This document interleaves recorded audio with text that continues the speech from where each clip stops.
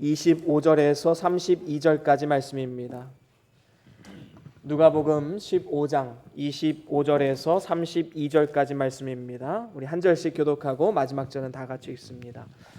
마다들은 밭에 있다가 돌아와 집에 가까이 왔을 때에 풍류와 춤추는 소리를 듣고 한 종을 불러 이 무슨 일인가 물은데 대답하되 당신의 동생이 돌아왔음에 당신의 아버지가 그의 건강한 몸을 다시 맞아들이게 됨을 인하여 살찐 송아지를 잡았나이다 하니 저가 노하여 들어가기를 즐겨 아니하거늘 아버지가 나와서 권한대 아버지께 대답하여 가로되 내가 여러 해 아버지를 섬겨 명을 어김이 없거늘 내게는 염소 새끼라도 주어 나와 내 벗으로 즐기게 하신 일이 없더니 아버지의 살림을 참기와 함께 먹어버린 이 아들이 돌아오매 이를 위하여 살찐 송아지를 잡으셨나이다.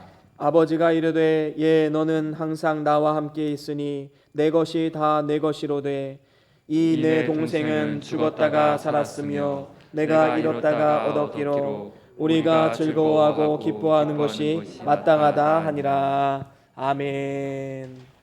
우리 다 같이 말씀들과 함께 선포합니다. 시작. 주의 말씀은 내 발의 등이요 내 길의 빛이 되십니다. 주여 말씀하옵소서. 주의 종이 듣겠나이다. 아멘. 아멘. 예, 오늘은 누가복음 15장 25절에서 32절 말씀으로 마다들의 죄라는 제목으로 함께 말씀을 나눠보길 원합니다. 우리가 계속해서 살펴보는 이 탕자의 비유에는 아버지의 유산을 미리 받아서 먼 나라에 가서 허랑방탕하게 썼던 이 둘째 아들 탕자만 있는 것이 아닙니다. 집에 있었던 맏아들 역시 탕자이지요. 그래서 오늘 본문에 보면 이 아버지의 입장에서 맏아들의 죄는 둘째 아들의 죄에 못지않는 그러한 아픔과 상처를 주었음을 우리는 볼 수 있습니다. 그렇다면 이 맏아들과 둘째 아들은 과연 오늘날 어떤 사람들을 상징하는 것일까요? 그 당시 예수님의 비유를 들었던 1차 수신자에 의하면 맏아들은 그 당시 유대인들이었습니다. 하나님의 뜻을 알았지만 그 뜻대로 순종하지 못했던 자들이었지요. 그런가 하면 둘째 아들은 이방인이었습니다. 하나님의 뜻을 알지 못해서 하나님을 떠나 있던 이방인, 그 사람들이 바로 둘째 아들이지요. 그러면 오늘날은 어떨까요? 오늘날 맏아들 탕자는 교회 안에는 있지만 아직 어린아이 신앙을 가진 성도, 아직 유아기에 미성숙한 신앙을 가진 성도들을 말할 수 있는 것입니다. 그리고 둘째 아들 탕자는 아직 주님께로 돌아오지 않은 예비 신자들이다라고 우리는 볼 수 있는 것이지요. 하나님 보시기에 누가 더 성숙한가? 아니면 누가 더 큰 죄가 있는가? 이것은 중요하지 않습니다. 다 같은 탕자이고 다 같은 죄인입니다. 그래서 우리는 모두가 다 하나님께로 돌아와 날마다 회개해야 되고 또 계속해서 자라나야 되는 것이지요. 특별히 오늘날 이 한국교회 안에는 맏아들과 같은 성도들이 많이 있음을 보게 됩니다. 교만과 시기와 질투에 얼룩져서 서로에게 상처를 주고받고 하는 그러한 일들이 얼마나 많이 있습니까? 이러한 교회는 절대로 성장할 수가 없지요. 저희 아내 조카 중에 하나가 어렸을 때에 이 친구들을 굉장히 많이 전도했다고 합니다. 그런데 이 아이가 전도한 친구들이 교회에서 선생님들의 사랑을 받고 막 무럭무럭 자라나고 또 말씀으로 새로워지는 이러한 모습을 보면 이 질투심이 나는 거예요.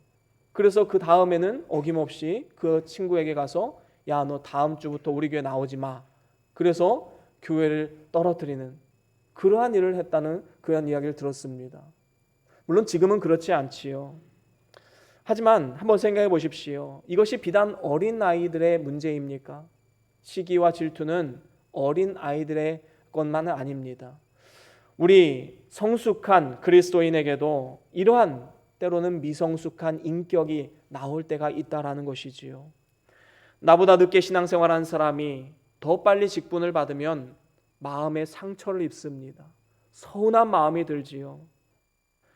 또한 사람들에게 인정받는 모습을 보면서 질투하는 마음으로 때로는 그 사람의 업적을 깎아내리거나 아니면 명예에 흠집을 내기도 합니다.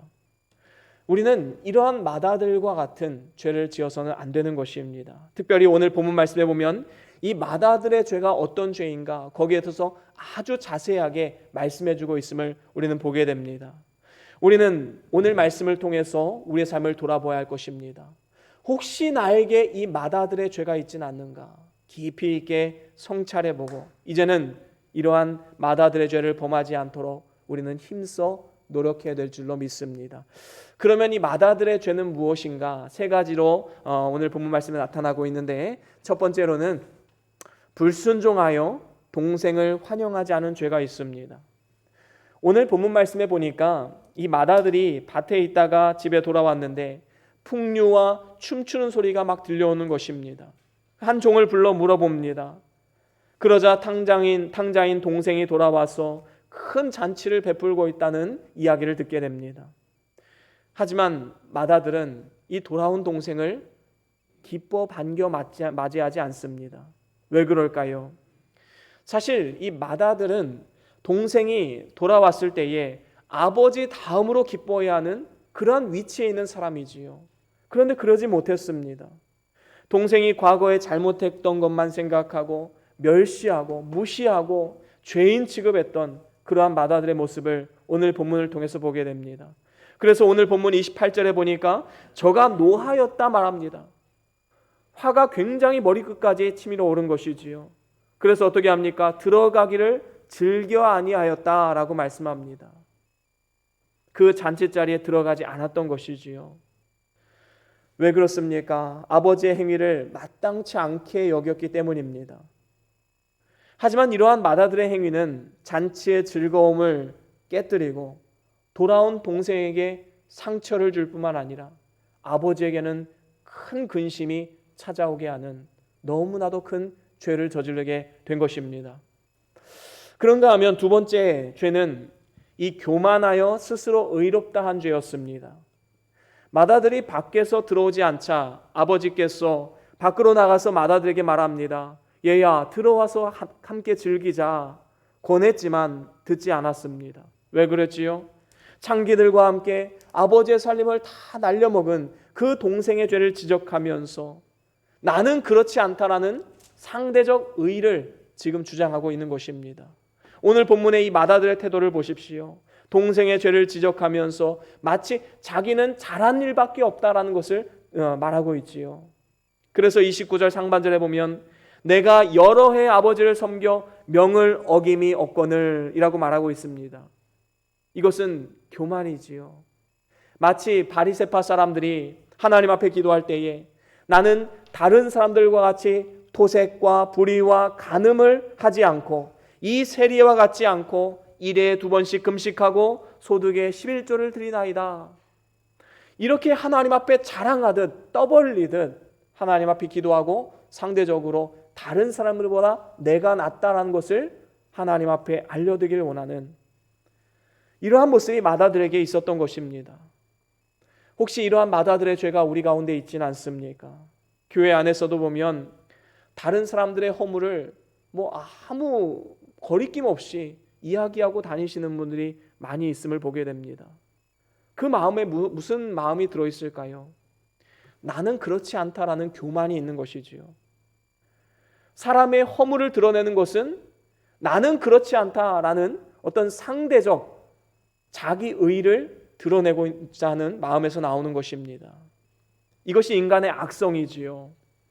진정으로 하나님 앞에 의로운 사람은 절대로 남의 허물을 그렇게 드러내지 않습니다. 또한 자신의 의도 자랑하지 않습니다. 늘 겸손하여서 자신의 부족함을 하나님 앞에 회개하는 그러한 삶을 살아가게 되는 것이지요. 그런가 하면 이 마다들의 죄 세 번째는 아버지를 원망하며 불평한 죄였습니다. 둘째 아들은 아버지의 사랑에 너무 고맙고 감사해서 이제 결단합니다. 내가 다시는 아버지를 떠나지 아니하고 종과 같이 빚진 자의 마음으로 아버지를 섬기고 가정을 섬기겠습니다. 아버지를 공경하고자 하는 마음이 있었습니다. 하지만 마다들은 어떻습니까? 아버지께서 동생을 선처해주고 사랑으로 안아주는 것을 못마땅하게 여겼습니다. 그래서 불평하고 원망을 했지요. 한마디로 시험에 들어버린 것입니다. 이러한 마음이 오늘 본문 29절 30절에 잘 나타나 있지요. 함께 읽어볼까요? 오늘 본문 29절과 30절입니다. 같이 읽습니다. 시작. 아버지께 대답하여 가로되 내가 여러 해 아버지를 섬겨 명을 어김이 없거늘 내게는 염소 새끼라도 주어 나와 내 벗으로 즐기게 하신 일이 없더니 아버지의 살림을 참기와 함께 먹어버린 이 아들이 돌아오매 이를 위하여 살찐 송아지를 잡으셨나이다. 그렇습니다. 지금 이 맏아들이 하는 이야기가 무엇입니까? 내가 지금까지 아버지를 위해서 이렇게 희생하고 열심을 다해 충성을 다했는데 아버지는 나를 위해서 염소 새끼 하나 잡아준 적이 있습니까? 그런데 창기들과 함께 돈을 다 날려버린 동생이 왔는데 살찐 송아지라니요. 너무 억울합니다. 원망과 불평을 하고 있는 이 맏아들의 모습을 보게 됩니다. 맏아들의 입장에서는 뭐라고 얘기해야 되는 거예요? 지금 뭐라고 얘기하고 있는 것입니까? 이 동생이 돌아왔을 때 살찐 송아지로 그를 맞이할 것이 아니라 혼내고 그를 다시 내쫓아야지 아버지의 공의가 완성되는 것 아닙니까? 지금 이러한 이야기를 하고 있는 것입니다. 지금 잔치를 베푸는 것은 너무 지나칩니다. 이것은 너무 후대하는 것 아닙니까? 원망하고 있는 것이지요. 이렇게 원망하며 불평한 것은 사실 맏아들이 하나님의 사랑이 얼마나 크고 놀라운 것인지 아버지의 사랑을 잘 깨닫지 못했기 때문인 것입니다. 아버지는 두 아들을 편애하지 않았지요. 사실은 똑같이 사랑했습니다. 오히려 맏아들의 수고도 잘 알고 있었지요. 보상할 것도 미리 계획해 놓으셨을 것입니다. 전혀 인색하신 분이 아니지요. 그런데 이러한 아버지의 마음을 이 맏아들은 오해한 것입니다. 하지만 아버지는 이 맏아들을 위로하시지요. 어떻게 위로합니까? 31절에 우리 같이 한번 읽어보겠습니다. 31절 함께 읽어봅니다. 시작. 아버지가 이르되 예 너는 항상 나와 함께 있으니 내 것이 다 내 것이로다. 그렇습니다. 아버지가 말씀합니다. 얘야, 너는 지금까지 나와 함께 있었고 앞으로도 같이 있을 것 아니냐. 내 것이 다 네 것인데 무슨 걱정을 그렇게 하느냐. 여러분, 사실 맏아들이 지금까지 아버지와 함께 있었던 것은 참으로 큰 은혜이지요. 아버지와 함께 있었기 때문에 아무 근심이나 걱정이 없었고 부족함이 없었습니다. 아주 안전하게 지낼 수 있었지요. 뿐만 아니라 아버지와 함께 있으면 내 것이 다 아버지 것이고 아버지 것이 다 내 것입니다. 아버지는 집에 있는 모든 것을 다 아들에게 주기를 원하고 계시는 것입니다. 그럼에도 불구하고 이 맏아들은 이미 받은 은혜 그리고 앞으로 받을 은혜를 다 망각하고 지금 당장 이 동생과 비교하면서 상대적 박탈감으로 인해서 원망과 불평이 생기게 된 것입니다. 이렇게 우리가 살펴본 이 세 가지 맏아들의 죄는 아버지의 마음을 후벼 팠습니다. 아프게 했습니다. 우리는 하나님 아버지의 마음을 근심케 하는 자녀가 되어서는 안 됩니다. 아버지의 마음을 헤아려야 되지요. 그리고 그 뜻을 따라 순종하는 자녀가 진정으로 효자 효녀 아니겠습니까? 그런 의미에서 볼 때 우리는 하나님의 마음을 시원케 해드리고 하나님을 기쁘시게 하는 그런 하나님의 자녀가 되어야 될 줄로 믿습니다. 그렇다면 우리가 영적인 우리 아버지 하나님을 기쁘시게 하려면 어떻게 해야 될까요? 두 가지로 적용점을 함께 나눠보길 원합니다. 그 첫 번째는 하나님 아버지의 마음으로 영혼들을 바라보아야 됩니다. 하나님의 마음이 지금 어떻게 보고 있는가? 하나님의 마음이 누구에게 지금 가고 있는가? 그 하나님의 마음을 헤아려야 되는 것이지요. 오늘 본문의 맏아들은 아버지의 마음으로 동생을 본 것이 아니라 자기 중심으로 동생을 보았습니다. 내 감정, 내 뜻, 내 생각으로 동생을 판단을 했지요. 나라는 자기 중심에서 벗어나지 않으면 우리는 절대로 하나님 나라를 위해서 귀하게 쓰임받을 수가 없는 것입니다. 그렇습니다. 하나님의 편에서 하나님의 마음으로 세상을 보면 예수님을 알지 못해서 영원히 죽어가는 모든 사람들이 다 전도 대상자이고 예비 신자들입니다. 그들을 섬기고 환대하고 그들에게 사랑을 나누어 줄 수 있는 사람이 되어야 되는 것이지요. 우리 주변을 한번 보십시오. 세상적으로는 그래도 성공했다 하는 사람들이지만 하나님을 알지 못해서 불행한 인생을 살고 있는 인생이 얼마나 많이 있습니까? 반대로 사는 것이 너무 힘들어서 낙심하고 실패와 좌절 가운데 절망적으로 살아가는 많은 사람들 또한 있지 않습니까? 주변에 이런 사람들 바라보면 어떤 마음이 드십니까? 우리는 하나님 아버지의 마음으로 그 영혼을 바라보아야 합니다. 가정이나 직장에 그리고 우리 주변에 예수님을 알지 못하는 그러한 사람들이 있다면 그 사람들이 바로 우리의 VIP입니다. VIP, Very Important Person, 가장 중요한 사람이란 뜻이지요. 여러분, 그들을 위해서 섬기고 기도해야 마땅하지 않겠습니까? 왜냐하면 그들도 하나님의 사랑을 깨달아서 구원받아야 할 예비 신자이기 때문입니다. 오늘 집에 가시면 핸드폰 연락처를 쭉 내려보시면서 내가 이 사람은 꼭 전도해야겠다 한다면 그 앞에 VIP를 한번 적어보시길 바랍니다. 그리고 그 사람에게 전화할 때나 문자를 보낼 때나 언제든지 꺼내어 보면서 그 사람을 위해서 기도할 수 있고 또 그 사람에게 복음을 전할 수 있는 그러한 삶이 되어야 되지 않겠습니까? 여러분, 누군가에게 최고의 축복을 주기를 원하신다면, 그리고 누군가에게 정말로 최고의 것을 주기를 원하신다면 그 사람에게 복음을 전하십시오. 내가 만난 하나님, 내가 경험한 하나님, 우리의 죄를 대속하기 위해서 십자가에 달려 죽으신 예수 그리스도의 사랑을 간증해 보십시오. 그리고 복음을 전하십시오. 그리고 교회로 데리고 나오십시오. 우리는 하나님의 마음, 하나님 나라라는 큰 관점에서 사람들의 영혼을 바라보아야 합니다. 다른 사람을 성공시켜주는 그러한 삶을 살아가야 되는 것이지요. 시기와 질투를 내어놓고 내가 누군가를 성공시켜주는 삶을 살아간다면 얼마나 복이 있는 인생입니까? 이를 위해서 우리는 복음을 전하고 늘 그들을 위해서 기도해야 마땅한 것입니다. 하나님의 마음으로 영혼을 바라보면 그 사람을 존귀하게 대하지 않을 수가 없는 것이지요. 오늘 말씀의 이 마다들이 실수했던 것이 무엇입니까? 아버지를 떠나 허랑방탕하게 돈을 다 날려버린 저 동생보다 제가 아버지 앞에 더 충성하지 않았습니까? 나를 좀 더 존귀하게 대해 주십시오. 그러면서 동생을 무시하고 멸시를 했습니다. 이러한 교만은 하나님의 마음을 아프게 하는 것이지요. 사도 바울은 이러한 고백을 했습니다. 고린도전서 15장 10절 함께 같이 읽어보겠습니다. 고린도전서 15장 10절입니다.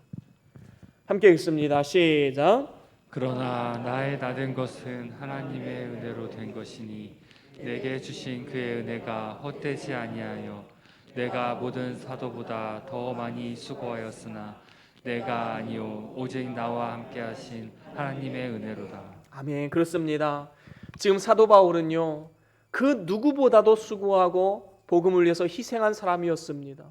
하나님 앞에 당당히 말할 수 있겠지요. 하나님, 내가 이렇게 열심히 하지 않았습니까? 하나님, 내 기도 들어주시고 나에게 축복해 주셔야 됩니다. 당당하게 얘기할 수 있는, 어쩌면 인류의 역사상 가장 위대한 복음의 전도자 아닙니까?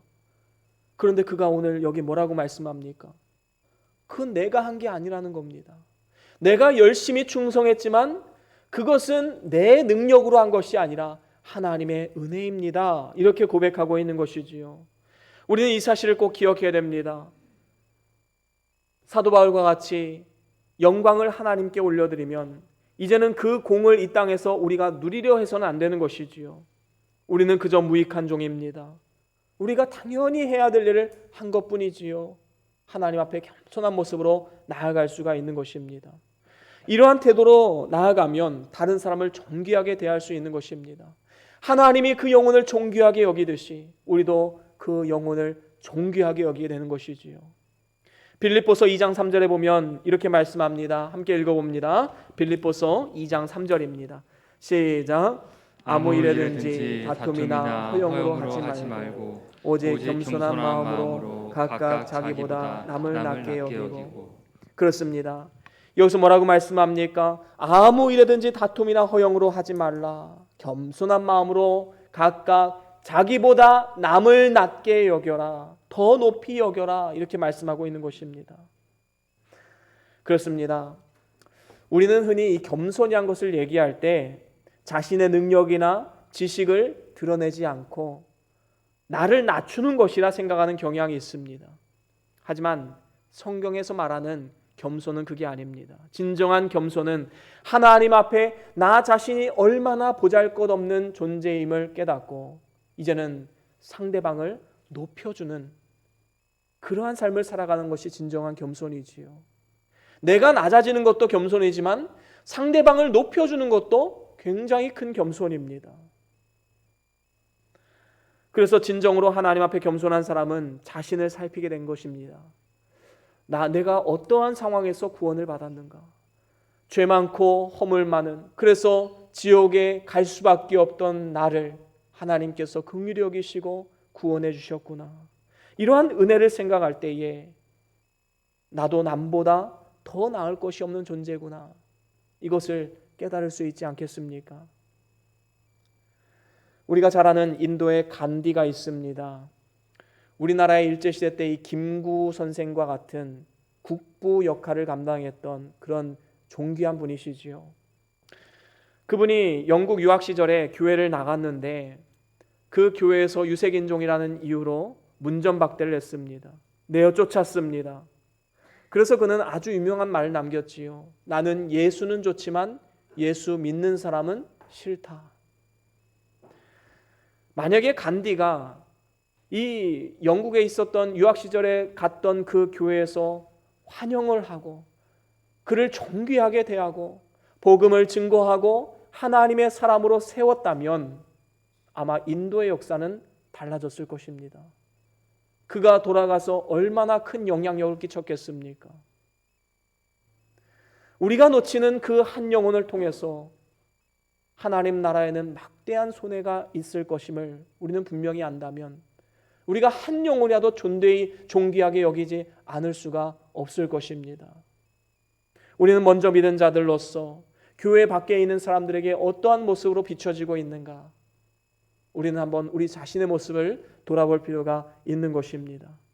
목에는 십자가 목걸이를 하고 양복의 여기에는 십자가 배지를 끼고 사람들에게 나아가서는 무시하고 갑질하고 험한 말로 다른 사람을 헐뜯고, 그러면 어떻게 되겠습니까? 어떻게 덕을 끼칠 수 있겠습니까? 선한 영향력을 끼칠 수 없게 되지요. 복음의 문은 닫혀버리게 됩니다. 그래서 우리는 항상 조심해야 됩니다. 언제든지 누구든지 존귀하게 그분을 환영할 수 있는 마음 문을 열고 우리는 나아가야 되는 것입니다. 사랑으로 섬기는 자세로 살아가야 되는 것이지요. 하나님은 우리가 심겨진 그 땅에 영적인 파수꾼, 청지기로 우리를 불러주셨습니다. 여러분들의 삶이 척박하고 메마르고 고통스럽다면 하나님은 우리를 그 자리에 세우신 이유가 그 땅을 변화시키고 옥토와도 같은 그런 공동체를 만들라라는 하나님의 사명으로 알아야 되는 것입니다. 남을 나보다 낮게 여기고 존귀하게 대하는 그러한 삶의 자세를 통해서 우리의 삶의 공동체는 더욱더 아름답고 하나님의 기쁨이 되는 공동체로 세워갈 수 있을 줄로 믿습니다. 저와 여러분들이 하나님의 마음으로 영혼을 바라봄을 통하여서 하나님의 그 잃어버린 영혼들에게 복음을 증거할 뿐만 아니라 서로가 서로의 종이 되어 다른 사람들을 존귀하게 대함을 통하여서 하나님을 기쁘시게 하는 그러한 축복된 삶을 살아갈 수 있기를 간절히 축원합니다. 그런가 하면 두 번째로는 하나님 아버지의 뜻을 따라 감사를 생활화해야 됩니다. 여러분, 하나님의 마음을 우리가 이해한다면, 하나님의 뜻을 우리가 헤아렸다면 감사하지 못할 것이 무엇이 있습니까? 오늘 본문 말씀의 마다들이 일상에 감사가 없었던 이유가 무엇입니까? 모든 것을 당연하게 여겼던 것입니다. 사실 아버지의 집에 함께 사는 것도 은혜이고 아버지께서 이미 주신 유산도 있었고 앞으로 받을 유산도 많이 있었습니다. 그 당시에 장남에게는 다른 아들보다 2배의 유산을 주게끔 율법에 정해져 있습니다. 이러한 아버지의 계획과 뜻을 망각했기 때문에 이 마다들의 인생이 불행했던 것 아닙니까? 하나님께서 오늘날 우리를 너무나도 사랑하셔서 이 세상 만물을 우리에게 주셨습니다. 우리가 지금 누리는 것, 지금 입고 쓰는 것 다 하나님의 은혜이지요. 하나님의 것이지만 우리에게 위임해 주시고 우리에게 나누어 주신 것입니다. 고린도전서 3장 21절, 22절, 23절까지 우리 같이 한번 쭉 읽어볼까요? 고린도전서 3장 21절에서 23절입니다. 시작. 그런즉 누구든지 사람을 자랑하지 말라. 만물이 다 너희 것임이라. 바울이나 아볼로나 게바나 세게나 생명이나 사망이나 지금 것이나 장래 것이나 다 너희의 것이요 너희는 그리스도의 것이요 그리스도는 하나님의 것이니라. 아멘. 그렇습니다. 여기서도 보면 뭐라고 말씀합니까? 만물이 다 너희의 것이라. 22절에도 너희들이 이 세계나 생명이나 사망이나 지금 것이나 장래 것이나 다 너희의 것이다 말씀하고 있습니다. 그리고 23절에 너희는 그리스도의 것이요 그리스도는 하나님의 것이라. 우리는 모두 다 하나님의 것이고 하나님의 것이 우리의 것입니다. 이렇게 우리가 지금까지 과거에 받은 은혜, 그리고 현재 누리고 있는 은혜, 앞으로 무한한 영광 속에서 하나님 나라에서 받을 영광과 상급, 그 놀라우신 은혜, 이 모든 은혜를 우리가 깨달았다면 우리가 감사하지 못할 이유가 무엇이 있겠습니까? 우리는 너무나도 많은 은혜를 받고 살아가고 있는 존재입니다. 로마서 8장 32절에도 이렇게 말씀하지요. 함께 읽어보겠습니다. 로마서 8장 32절 시작. 자기 아들을 아끼지 아니하시고 우리 모든 사람을 위하여 내어주시니가 어찌 그 아들과 함께 모든 것을 우리에게 은사로 주지 아니하시겠느냐. 아멘. 그렇습니다. 하나님께서는 우리의 죄를 대속하기 위해서 그의 외아들 예수 그리스도를 이 땅에 보내주시고 십자가에 달려 죽게 하시고 모진 고난과 핍박을 다 당하게 하셨습니다. 사랑으로 자기 독생자까지 주신 그 하나님께서 너에게 선물을 주시지 않겠느냐, 무엇을 아끼겠느냐 지금 말하고 있는 것입니다. 그렇습니다. 이러한 놀라우신 주의 은혜에 우리는 늘 감사해야 마땅한 것이지요. 우리는 이미 너무나도 큰 사랑과 은혜를 입은 사람들입니다. 그래서 우리는 환경과 상황에 관계없이 범사에 감사할 수 있는 능력의 사람인 것이지요.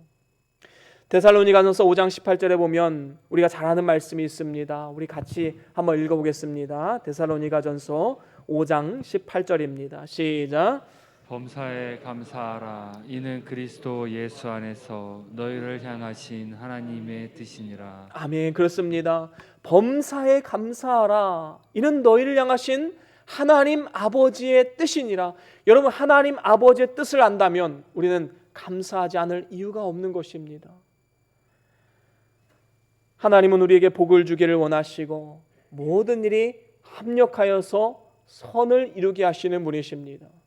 지금 우리가 느끼는 고통, 슬픔, 좌절, 이 모든 것이 하나님의 뜻이 있고 하나님의 섭리와 계획하심이 있고 합력하여 선을 이루신다는 믿음이 있다면 우리는 감사하지 않을 수가 없는 것이지요. 사도 바울은 하나님 앞에 육체의 가시가 떠나가기를 3번 간구했습니다. 간절히 하나님 앞에 기도했지요.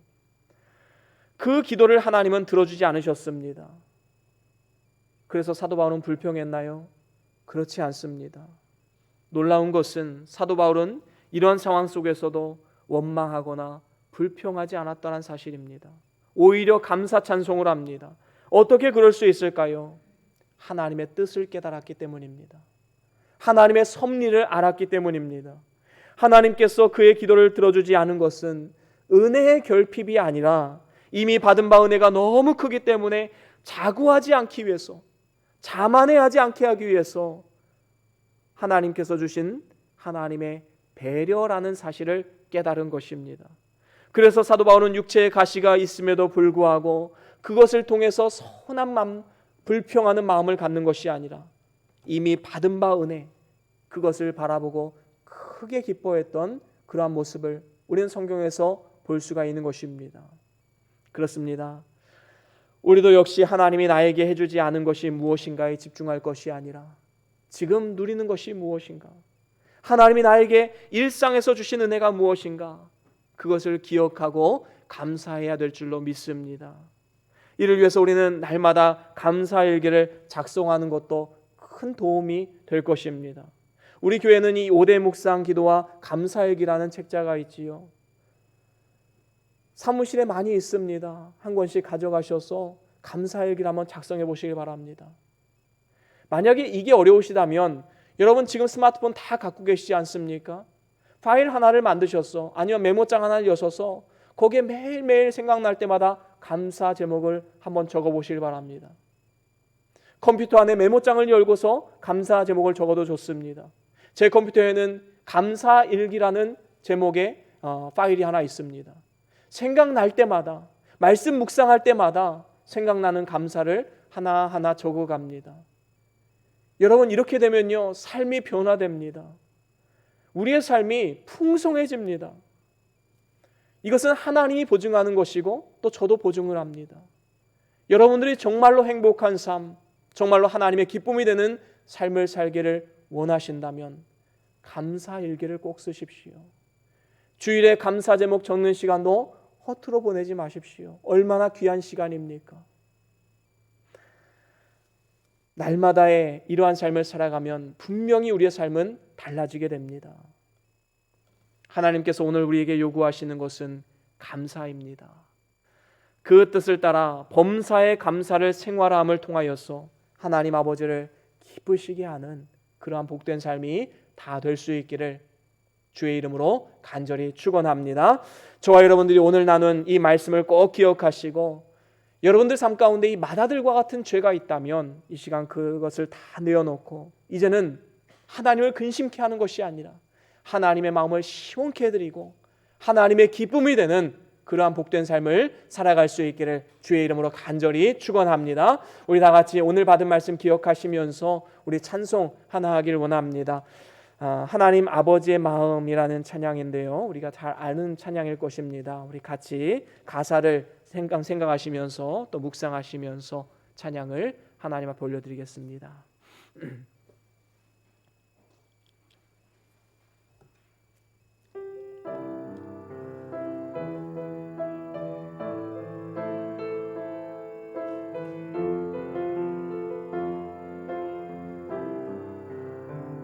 아버지 당신의 마음이 있는 곳에 나의 마음이 있기를 원해요.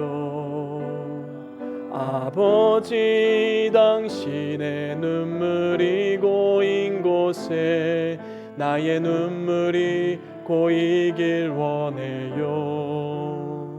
아버지 당신이 바라보는 영혼에게 나의 두 눈이 향하길 원해요. 아버지 당신의 울고 있는 어두운 땅에 나의 두 발이 향하길 원해요. 나의 마음이 아버지의 마음 알아 내 모든 뜻 아버지의 뜻이 될 수 있기를 나의 온몸이 아버지의 마음 알아 내 모든 삶 당신의 삶 되기를. 우리 다시 한번 고백합시다. 아버지 당신의 마음이 있는 곳에 나의 마음이 있기를 원해요. 아버지 당신의 눈물이 고인 곳에 나의 눈물이 고이길 원해요. 아버지 당신이 바라보는 영혼에게 나의 두 눈이 향하길 원해요. 아버지, 당신이 울고 있는 어두운 땅에 나의 두 발이 향하길 원해요. 나의 마음이 아버지의 마음 알아. 내 모든 뜻 아버지의 뜻이 될 수 있기를 나의 온몸이 아버지의 마음 알아. 내 모든 삶 당신의 삶 되기를. 나의 마음이 아버지의 마음 알아. 내 모든 뜻 아버지의 뜻이 될 수 있기를 나의 온몸이 아버지의 마음 알아. 내 모든 삶 당신의 삶 되기를. 아멘. 이 시간 우리 다 같이 함께 잠깐 동안 기도하기로 합니다. 우리의 삶을 한번 돌아봅시다. 혹시 우리가 마다들의 죄와 같이 불순종과 교만과 원망, 불평하는 마음 우리 마음 가운데 있지 않습니까? 우리가 하나님의 마음으로 돌아갑시다. 하나님의 마음으로 우리의 삶을 들여다보고 하나님의 마음으로 영혼을 들여다봅시다. 우리가 심겨진 그 땅에 영적인 파수꾼으로 청지기로 우리를 부르셨습니다. 우리가 사랑하는 자녀들, 우리의 가족들, 우리의 주변 지인들 하나님께서 붙여주신 VIP들입니다. 하나님의 마음으로 그 영혼을 바라보며 그들을 위해서 축복하고 그들을 위해서 섬기며 기도할 수 있는 우리의 삶이 되게 달라고 기도합시다.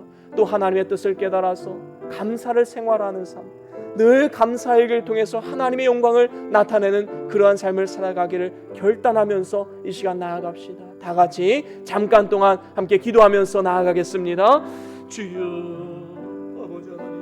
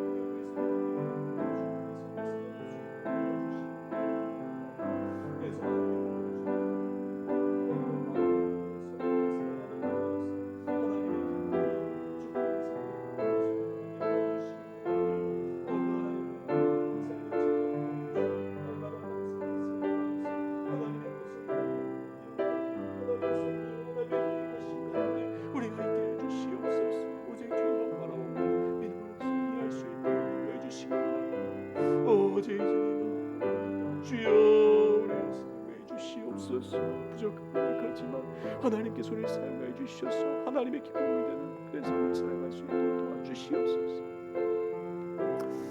존귀하신 하나님 아버지, 오늘의 시간 우리의 삶을 돌아봅니다. 우리의 삶 가운데 불순종, 교만, 원망, 불평하는 마음이 있다면 이 시간 모두 이 마음들을 회개하며 내려놓게 해주시고 이제는 하나님의 마음으로 이 세상을 바라볼 수 있길 원합니다. 하나님의 눈이 가는 곳에 우리가 그 눈이 갈 수 있도록 인도하여 주시고 우리가 섬기는 그 땅에 영적인 파수꾼과 청지기로 세우셨사오니 이제는 하나님의 마음으로 그 영혼들을 섬기고 복음을 증거할 수 있도록 도와주시고 존귀하게 대할 수 있는 복된 삶이 될 수 있도록 인도하여 주시옵소서. 또한 하나님의 뜻을 따라 범사에 감사하며 감사를 생활하는 삶을 통하여서 하나님의 마음을 시원케 해드리고 하나님의 기쁨이 되는 축복의 삶을 살아갈 수 있도록 은혜 위에 은혜를 더하여 주시옵소서. 그리하여서 심겨진 그 땅에서 하나님의 영광이 나타나고 하나님의 기쁨이 되는, 그래서 하나님의 선한 영향력을 흘려보내는 복의 도구로서 아름답게 쓰임받을 수 있도록 은혜 위에 은혜를 더하여 주시옵소서. 모든 것 주님께 감사와 영광 올려드리오며 우리 주 예수 그리스도의 이름으로 간절히 기도드리옵나이다. 아멘.